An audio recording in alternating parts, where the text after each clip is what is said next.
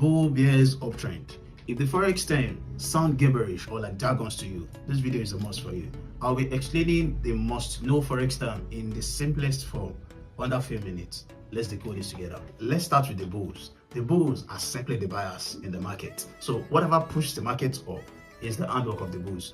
As we all know that whenever a bulls want to fight, even in the real life world, it gets to pick up its prey from the ground and throw them up. So that is the mechanism behind calling the buyers the bulls. So they pick the price from wherever it is and pump it. And the opposite of them are the bears, which are the sellers. So bears are simply who picks the price from high and dump it. They are the sellers. So selling means market is coming from an high to the low, and buying means market is going from the low to the highs. So the next here is the bullish market. A bullish market is the market that the bulls are in control, that is a market that is creating highs, that is going up. And the bearish market is a market that the sellers are in control, they are dragging it down.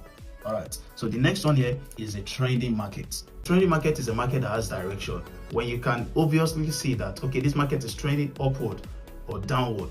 That is a trending market. But a ranging market is a market without no direction. It's also called a consolidation market, right? It is just moving in ranges, zigzag, not going up nor down. A ranging market is a market without no break of structure. So a trading market is now divided into two, right? We have uptrend and we have downtrend. Uptrend is where the market is creating highs. It's taking out the highs. It is going up, literally. And a downtrend is when the market is breaking structure to the downside, when it is forming lows, when it is taking out lows, when it is selling. That is basically what it means. So the next I'll be explaining is when a trader sells, go long. Long means buy. When a trader tells you, oh, on this so pair, I'm going long, it means I'm buying. And when they when they say go short, it means what? Sell. Do you get that? Go short, sell. Go long, buy. I'll also be talking about bid price and ask price. So bid price is the price the sellers are willing to sell, and ask price is the price the sellers are willing to buy. Difference of these two prices is what we call spread. Spread. To get that, I believe you should know spread by now if you've been with us so far in all our videos. Also, ATH, ATL. Literally, it means ATH means all-time high, ATL means all-time low. So all-time high is the highest price has ever gotten on any pair, and all-time low is the lowest price has ever gotten on any pair. So it is more to define or to tell a trader that this is the highest this price has ever gotten to. So this is what we are expecting, and this is the lowest it has gotten to, and this is what we are expecting. To get that clear. So the next I'll be explaining is what we call equity. Equity. So this is just summation of your profit or loss of any open position plus your account balance. Now this is it. Let's say you fund $100, right? And you have a current position, a trade running. That is simply what we mean by running position. And you are making, let's say, $20 on that position.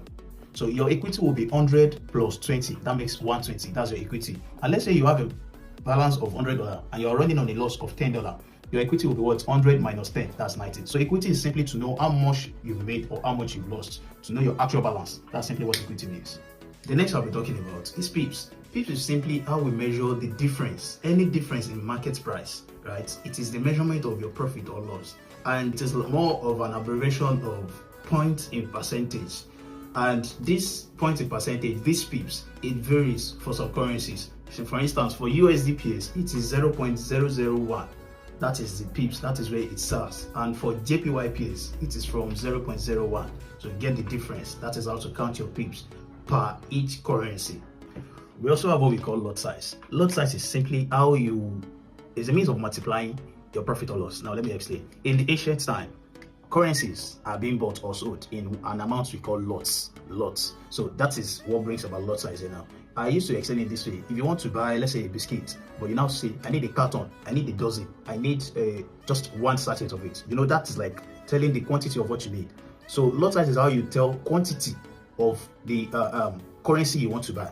Of course, you know we are trading currency, we are buying and selling. That is the basic thing that is happening. So here now we are now doing digitally. So they now infuse this quantity of these currencies in lots. That is what we choose on our MT5 or MT4 whenever we are trying to place a trade. And it will definitely, using these pips and lot size, you'll be able to know the amount of money you are risking or you want to make on each trade. So how do we calculate this lot size? So lot size, as it is actually divided into three. You have the mini, micro, and standard. So mini lot size, it is saying you want to buy 10,000 units of that currency, or you want to sell 10,000 units of that currency. And on the MT5, you choose 0.1 lot size. That is the figure there. Also, the micro lot size rather, it is 1,000 units of that currency. So that means you are choosing what? 0.01 lot size. That is the lot size for micro. And for standard, it starts from 1.0, and that is just 100,000 units of that currency is what you are trading. Do we get that definition clear? Or let's now use a real-time base. It is like saying bill of currencies. Aha, get that? So $100 bill, $20 bill, or 100 naira bill, 20 naira bill, you know, series of those things. That is what this lot size, that is the explanation I can give. So other ones I'll be talking about are the kinds of traders we have.